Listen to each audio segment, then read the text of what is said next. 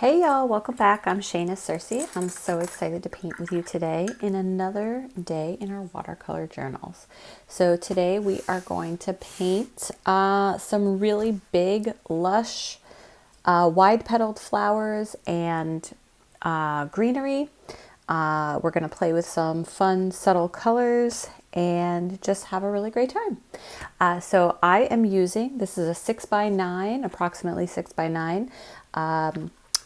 Balhong sketchbook, watercolor journal, 140-pound cold pressed paper, and 100% cotton. So the paper is a lovely, sturdy 100% cotton paper in here. These journals have 48 pages in them, or 24 pages, 48 surfaces. I paint on both front and back in every one of these watercolor journals. And then I am using a size 10 Velvet Touch brush, but I also have let's see, I have some other brushes, other sizes I'm going to bring in, but I'm going to start with my size 10, and I am going to use a smaller detail brush later on. I'm just looking for it in my case and I don't see it, but I'll find it. And then Core Paints by Golden. These are my Core watercolors, QOR. And you can find all the colors that are in this 24 color palette in the description. I purchased these in tubes, okay? So they come in a box like this in tubes, and then I put them in my palette, so it doesn't come with the actual metal enamel palette itself. But you can find this in the description as well. All right, let's get started. I am gonna start by coming up with some colors for these beautiful wide petaled flowers. I want to do something on the orange, like orangey creamy side, and also on like the burgundy side. So I'm going to start with Quinacridone Magenta, and then I'm going to add a little bit of yellow. So Diarylide yellow, I added to that just a little. You can see that kind of brings down that tone a little bit, and maybe I will add a tiny bit of sap green. So I'm going to add a little more magenta, a little more yellow, and actually I really don't need sap green. The Diarylide yellow works well in this to bring that down. So I like this color very much, and you can always swatch your colors out. That is definitely something I recommend. Let me see if I have a swatch pad right here. So this is that burgundy kind of color, a little bit of a brick red. Yeah, I think that's lovely. Okay, now I also want to make more of a peachy color, so we're going to go heavier on the yellow and magenta, and I know that doesn't seem quite right because I just made the same color, but we're going to go a lot heavier on the yellow, so we're going to get more of an orange here. And you could add, which I don't add very often, but if you have white, you could add like your Chinese white to that to make it more of a orangey peachy color, a little pastel, a little opaque. So basically same two colors, but just one had more yellow, one had more magenta in it. Let's add a little bit. I'm just going to make a little more of this all together. So, and you know what? Let's add, I'm going to add some white to this one as well. Now the white makes it more pastel, a little bit lighter, and a little bit more opaque. Okay, so those are our colors there. And you can see now it's a little bit more pink, and that's a little bit better for me. And then that is not quite, let me see, let me add a little more yellow.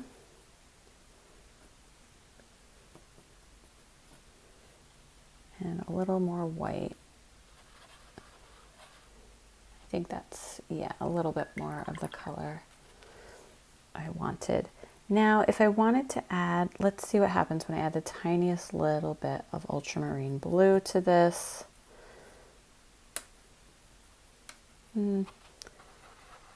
It makes it a little bit too brown for me. Okay, so we'll swing back with a little more. Sorry that I'm oscillating on my colors here and what I want, but sometimes you have to play around to really get to where you want to go. All right, so two beautiful colors.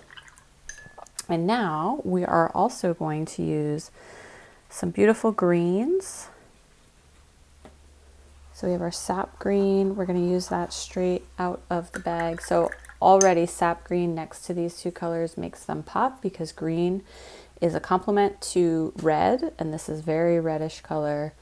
And then we can also make a sap green and phthalo blue combination for an even cooler, darker blue, or green, sorry. All right, so these are the colors I'm gonna work with. I'm gonna add in a little Payne's gray as well, and we're gonna actually also add in some details with my bleed proof white. So that's at the very, very end. All right, so let's start making these big, beautiful, wide petal flowers. So what I'm gonna do is I'm gonna fill this whole page, corner to corner, with either greenery or flowers. All right, so I'm going to start with my first flower. I'm just pressing way down on my brush, the top of the petals off the page, but I'm leaving lots of white in the center here. Okay, same thing over here. A really big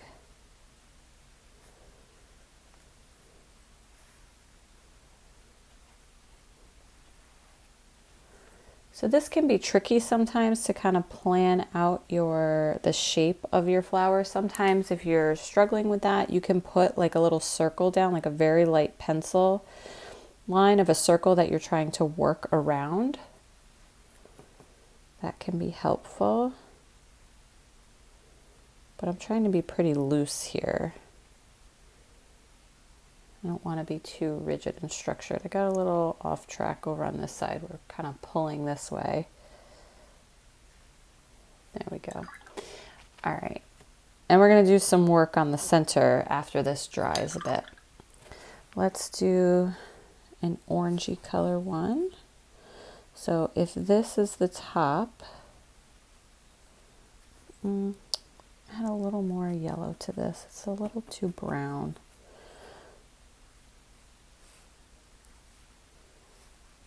There we go.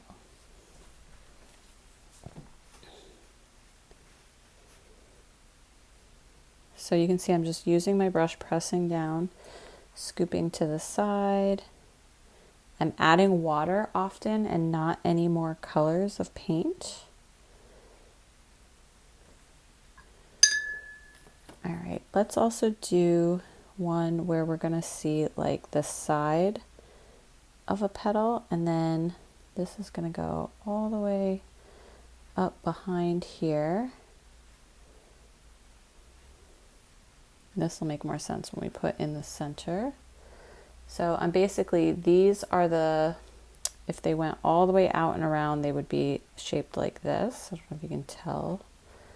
And then this petal is kind of scooping up towards us, or up from the bottom or the center. And then like this is the center. This got a little crazy here. I'm just going to pull some of that out. All right, let's add another pink one. And we'll also do a side view maybe on this one.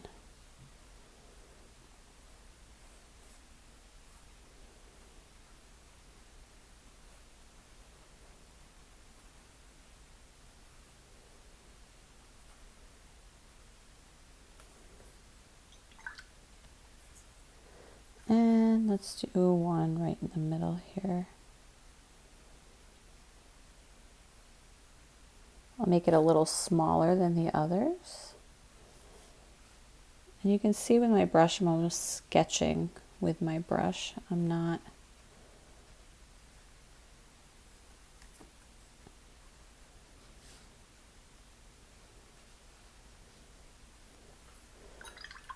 There we go.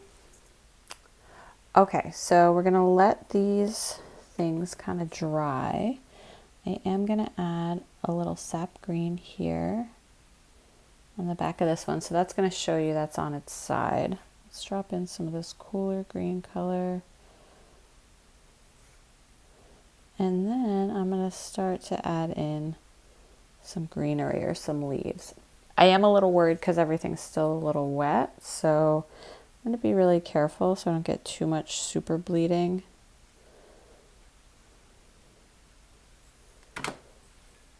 I'm just going to bop back and forth between sap green and then sap green with phthalo blue.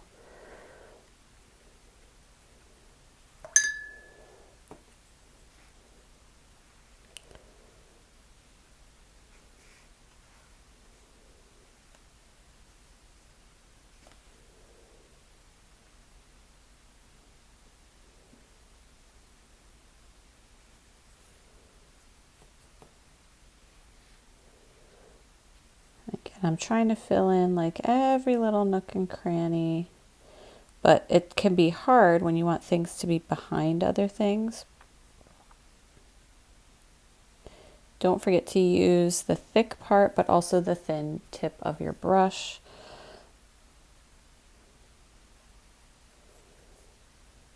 And don't be afraid to do lighter versions of green and darker versions of green.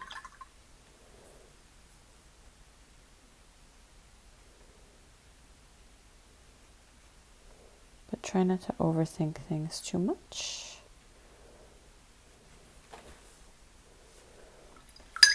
All right, so these are pretty dry. I'm going to take some Payne's Gray.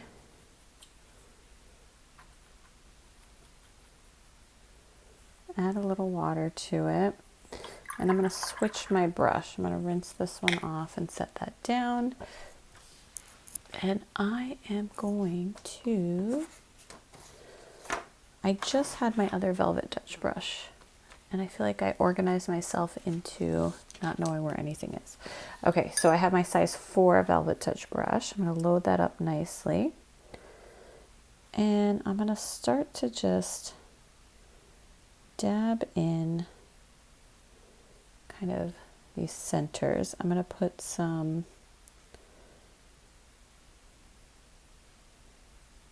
little dots like in the stamen area, in the center area of the flower, with thin lines coming out, connecting them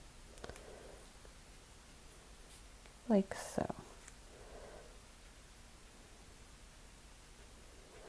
And we're going to come in with white in a minute as well.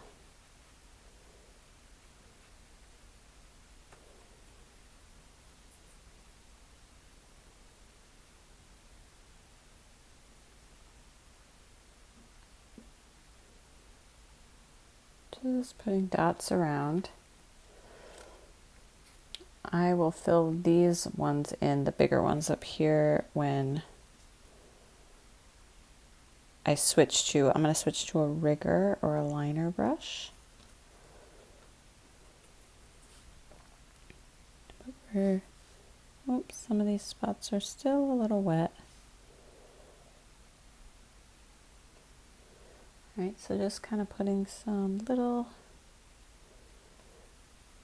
you can't see any of that one.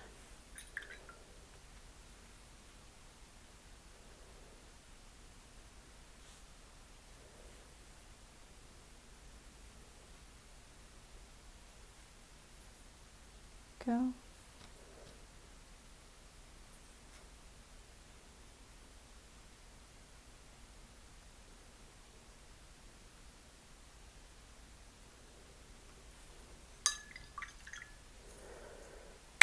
Alrighty, let's see here. Now I'm going to get my rigger, or if you have a detail brush, or sometimes you hear it called a liner brush. I have one here. This is a slightly bigger one, but it'll still work. I'm going to take this brush, I'm going to load it up with my Payne's Gray. Actually, this one is quite large, so that's a 2. I'm going to see if I can get a 0 something. Aha, I have a 001. This one's a little thinner. There we go. So much thinner. You can see that long, skinny bristles. It's almost hard not to make perfectly thin little lines with this. So I'm going to do these thin little lines out from the center.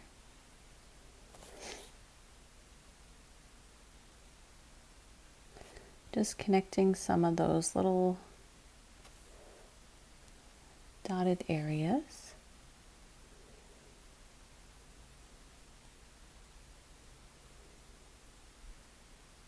If you need to add more, you can.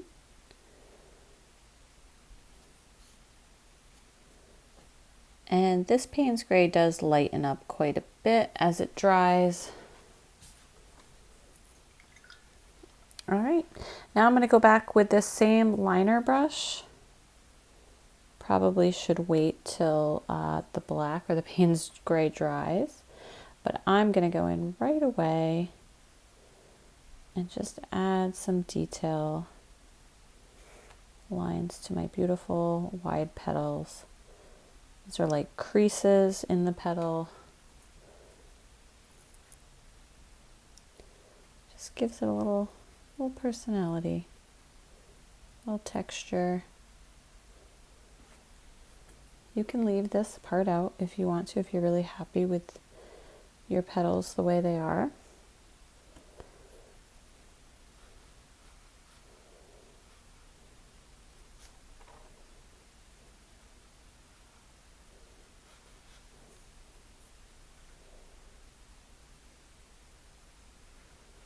And just finding my way around each. I'm picking up a little Payne's Gray here and there. Kind of like that. Oh, I just got paint all over this page. Next to this, good thing I already took a picture of it. Hopefully I already took a picture of it. I think I did.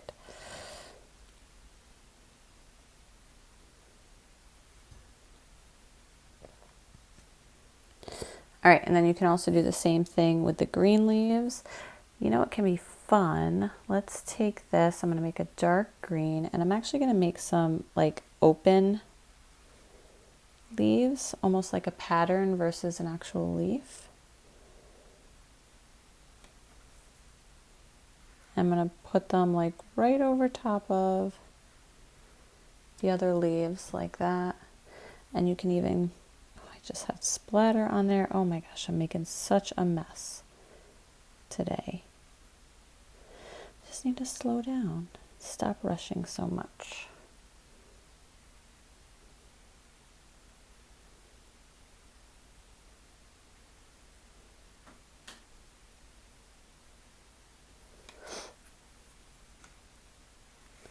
And you can add just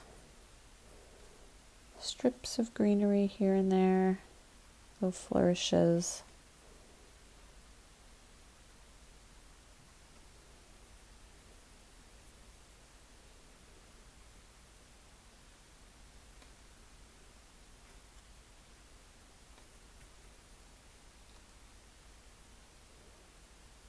All right. All right, now we're gonna also go in with a little bleed proof white, just to snazz it up a little bit, add even a little more contrast. My bleed proof white is getting very old, like down to the last bits. Add a little bit of water in here.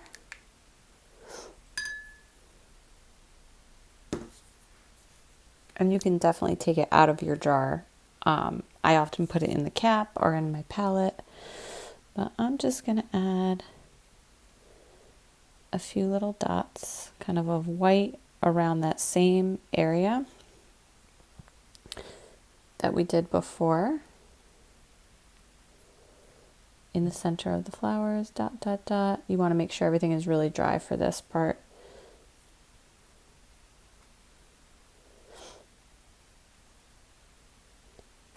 just put, let's mix this up a little bit.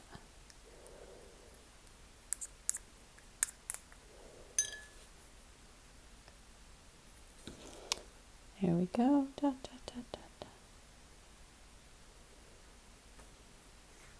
You can even add some texture to the petals with the white. This just gives a whole other look and feel. So not purely watercolor, it's now more of a mixed media, but it's still a lot of fun and really pretty. You could even add outlines of white leaves. I wouldn't fill them in, I wouldn't on this one.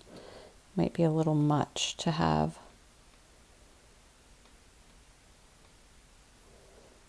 fully opaque big old leaves. But I like this overlay of different drawn like leaf shapes for sure.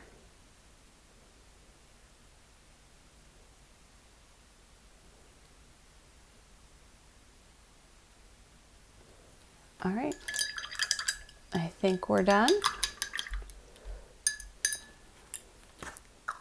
Let's take off our tape and look at our nice clean edges around this lovely flower pattern.